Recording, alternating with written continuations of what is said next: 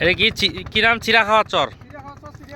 এই যে ঠিক তো এই চিরা খাওয়ার চর। কই চিরাও ঠিকই তো চিরা খাচ্ছেন রে ভাই।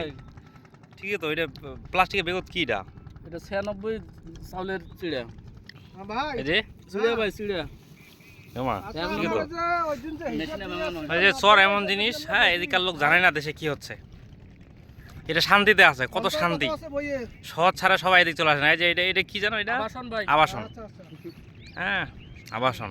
টেরেই পাইনি কি হচ্ছে দেশত।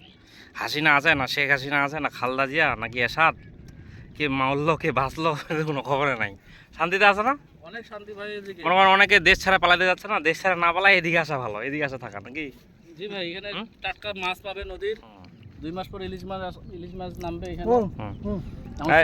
ভাইস্তা কিছু বলো। ভাইস্তা, তোমার এই যে চর সম্পর্কে কিছু বলো।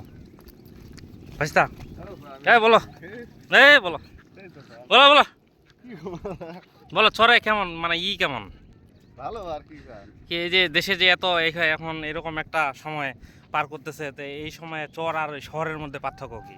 পার্থক্য এটাই শান্তি। এটাই শান্তি। গ্যাঞ্জাম না, এটাই শান্তি। এদিকে মানুষ গ্যাঞ্জাম করেন না কে?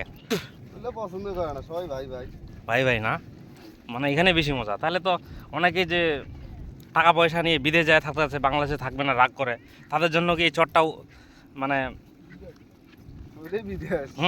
চরটাই তাদের জন্য বিদেশ না? তাহলে তো এখানে আসে থাকা যায় নাকি? 2-4-5 কোটি টাকা দিয়ে এদিকে যদি 2-1টা চর কিনতে পাওয়া যাবে। হ্যাঁ, 1 কোটি টাকা হলে পর চর কেনা যাবে। তাহলে এটা বড় ভবন বানা, এটা থাকলে কি সমস্যা? দেখ।